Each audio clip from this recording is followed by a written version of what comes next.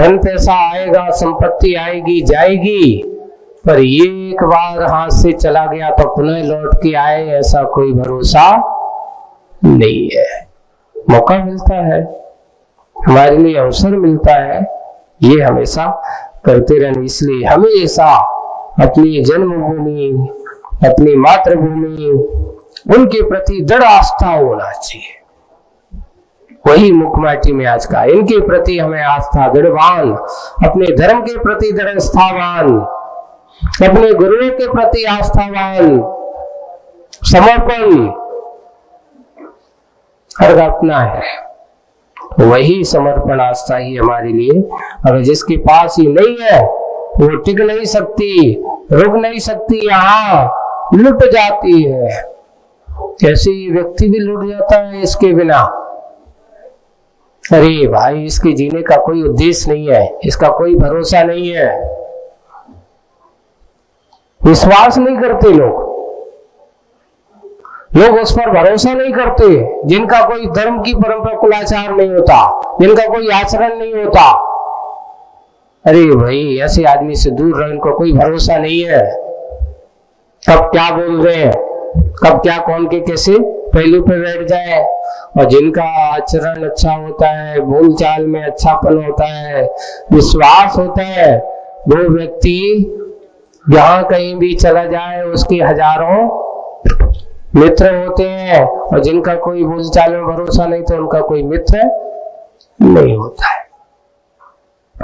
पहले लोगों को एक अपने यहाँ इतिहास के कुछ आलेखों के पन्नों में ऐसा लिखा जाता था, राज्य शासनों में, आज अपन लोकतंत्र में है, उस समय कहते थे जैन लोगों को शपथ की और गवाही की जरूरत नहीं पड़ती थी। बोले कि क्यों? क्योंकि इनके धर्म में सिखाया जाता है कि झूठ नहीं बोलना। वो कहते हैं ये कुछ भी हो जाए, ये अपने धन लोभ के कारण मानते हैं कि ये थोड़े धन पैसे संग्रह की वृत्ति रखते हैं, पर ये कभी भी झूठ, किसी ऐसा झूठ नहीं बोलेंगे जिसमें किसी चोरी का समर्थन होता हो, किसी जीवों की हिंसा होती हो। बोले इनके लिए कभी गवाही की, इनकी जबान ही, इनका वचन ही सत्य होते हैं, ये कभी झूठ नहीं बोला करते हैं। इसलिए अपने यहाँ आचार्य ने भक्ति में लिखा है, जैनम वचनम सदा वंदे। ऐसे जिनेंद्र भगवान के वचन और जिनेंद्र भगवान के वचनों को मानने वाले लोग सदा वंदनीय होते हैं, पूजनीय होते हैं। इसलिए हमारे यहाँ पहले ऐसी कुल परंपरा, ऐसे लोग हुआ करते थे। इस विषय की स्मृति को लाता हुआ, ऐसे उपास्य की उपासना में डूबता हुआ, ऐसे अपने परम पुरुषों की उपास की उपासना में डूबता हुआ शिल्पी, जिसने अब तक के घड़े बनाए, तैयार किया और किसी बात की मांग नहीं की, आज तक उसने कोई मांग नहीं की कि मुझे ऐसा दे दो, मुझे ये मिल जाए, मुझे ये मिल जाए, कोई मांग नहीं की आज तक। इसका अर्थ यह नहीं कि यहाँ कोई पीड़ा ही नहीं हो, अर्थात आप ये मत सोच लेना कि उसने मांग नहीं की। इसका अर्थ यह नहीं है कि यहाँ कोई पीड़ा ही नहीं हो, अभाव का अनुभव नहीं हो रहा हो। अभाव का अनुभव हो रहा है, पीड़ा भी हो रही है। हाँ, अर्थ का अभाव कोई अभाव नहीं है। आज के समय में लोग क्या कहते हैं, हमारे पास पैसा नहीं है, हम तो बहुत गरीब हैं, हम तो अपने आप को कुछ नहीं कर सकते। ऐसा नहीं है। ये मुखमाटी में अर्थ का अभाव कोई अभाव नहीं है, और प्रभु से अर्थ की मांग करना भी व्यर्थ है ना। अरे जिनने सब कुछ छोड़ दिया उनके पास जाओ कि भगवान हमें कछु जुगाड़ कर दो, हमारे को धन संपत्ति का योगदान दे दो। भगवान कहते हैं मूर्ख, जब मुझे अच्छा रास नहीं आया वो धन संपत्ति तो तुम्हें हम कैसे दे दें? जो चीज हमें अच्छी नहीं लगी वो चीज तुम मुझसे मांग रहे हो और हम तुम्हें दे दें, ये तो मेरे बस का काम नहीं है। वही है प्रभु से अर्थ की मांग करना व्यर्थ है ना, ये तो व्यर्थ है। अब आगे जो आपके पास है ही नहीं, कोशिश करिए। देखो बहुत अच्छा चिंतन है आचर्षी का इसमें। जो आपके पास अभी वर्तमान की दृष्टि चिंतन करना, जो आपके पास है ही नहीं, रखना चाहते ही नहीं, उसकी मांग क्या मांग, उसको क्या मांगना। परंतु परमार्थ का अभाव असहाय हो उठा है, इसमें भी वो इस अभाव का अभाव कब हो। हे भगवान ऐसा मांगो कि मुझे ये परमार्थ, मुझे भी ये परमेष्टि, ये परम स्थान कब मिले। तो मुझे आज तक नहीं मिला, उसी का परिणाम है कि मैं आज संसार में दर दर भटक रहा। एक बार अगर मिल गया होता तो ये संसार की भटकन, भ्रमणा, 84 का चक्कर, ये 84 का चक्कर है ना, 84 लाख योनियां होती हैं जीवों की, इसलिए अपन कहते 84 का चक्कर। बड़ी कभी कभी इस में कर्ज मनुष्य त्रिंचोनी, नरक योनि, देव पर्याय आदि आदि में भटकते रहते हैं। कब तक भटकोगे, कब तक भटकना है, कितना भटकन होता रहेगा कोई पता नहीं है। इसका अभाव कब हो। देखो अभाव करना है तो धर्म पैसे का अभाव नहीं है, ये तो कोई बड़ी बात नहीं, तो कर्म का संयोग है, आज है कल नहीं होगा, ये कोई अभाव नहीं। अभाव तो सबसे बड़ा अभाव है जो असहाय हो उठा कि मुझे आज तक वो क्यों नहीं मिला जो मैं चाहता हूं। अर्थात परमार्थ का अभाव भी असहाय है, सच है। इसमें वो इस अभाव का अभाव कब होगा, मुझे इस अभाव का अभाव कब होगा, ऐसा होगा। किसी विशेष कारणवश शोकाकुल हो, शांत थक कर श्वासन से सोया हुआ है, शवासन से सोया हुआ है, सीधा शवासन करते सीधा सोया हुआ है, शोकाकुल शांत यानी थका हुआ, ऐसा थक करके किसी कारणवश वह शवासन से सोया हुआ है। किशोर की सूक्ष्माति सूक्ष्म सिस्कन में ही घनीभूत दुख की गंध आती है। आप लोग देखते हैं बच्चे लोग कभी कभार जब होते हैं उनको डांट दो या मार दो तो वे रोते रोते उनकी सिसकी चलती है ना, बार बार ऐसे हिसकी जैसी आती है उनकी। वैसी किशोर की सूक्ष्माति सूक्ष्म सिस्कन में ही घनीभूत दुख की गंध आती है। घनीभूत यानी वो अंदर का गहरा गंध, दुख घना बहुत। वही भी माँ की नासा को उसकी श्वासन प्रणाली का सरकल आरोहण अवरोहण का श्रवण माँ की श्रवण कर ही सकती है। वो माँ देख लेती है भैया आज लगता है बेटा ज्यादा ही पिट गया है, अब उसको संवेदना गलती हो गई, गलती करता पिट जाता है, अवरोता है, तो माँ भी सोचती कि भाई अब ज्यादा ही हो गई। ऐसा हुआ तो उसकी जो श्वास लिए है, अब वो गोदी में तो बिठाए पर रोता जा रहा है, सिसक रहा है, तो माँ क्यों सिसकन उसकी श्वास का अवरोहण यानी आरोहण अवरोहण लेना और छोड़ना, आरोहण करते लेना, अवरोहण कर छोड़ना, ऐसा श्रवण उसकी जो आवाज आ रही है माँ की श्रवणा करते उसके कान उसको ही कर सकती, श्रवणा ही कर सकती है। पहने कपड़ों को नहीं फाड़ रहा है, पहने कपड़ों को नहीं फाड़ रहा है, हाथ पैर नहीं पछाड़ रहा है धरा पर, और मुख मुद्रा विकृत करता हुआ आक्रोश के साथ क्रंदन कर रहा है। अब गुस्सा आ रहा है तो कोई कपड़ा फाड़ रहा है, हाथ पैर पछाड़ रहा है धरा पर, और मुख मुद्रा भी कैसी है, विकृत हुआ, आक्रोश के साथ क्रंदन नहीं कर रहा है। गुस्सा तो है पर क्रंदन रो नहीं रहा है। इसी कारणवश उसमें दुख का अभाव का निर्णय लेना सही निर्णय नहीं माना जा सकता। ऐसी अवस्था में ऐसे दुख की अभाव है, इसी कारण इसी कारण दुख का अभाव का निर्णय।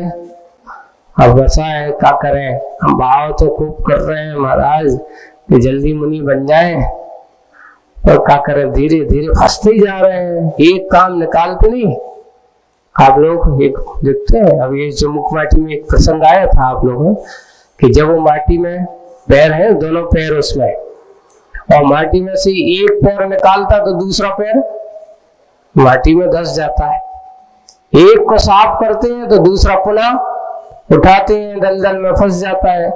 वैसे ही बताया कि संसार का दलदल भी ऐसे ही है, एक पैर निकलता नहीं तो दूसरा पुनः दलदल में फंस जाता है। बस एक उठाते हैं, दूसरा पुनः चला जाता है, दूसरा निकालते हैं तो पुनः पहले वाला दलदल में फंस जाता है। दो ही पैर है,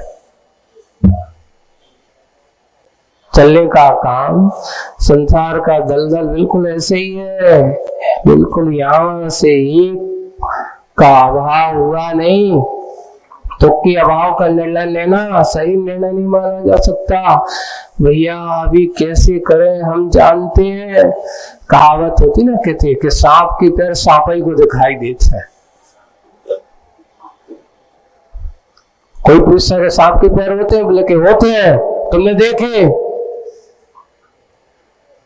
बोले कि नहीं देखे। तो कौन ने देखे? बोले कि सांप से पूछो, जो चलता है, तुमसे ज्यादा चलता है और तुमसे तेज चलता है।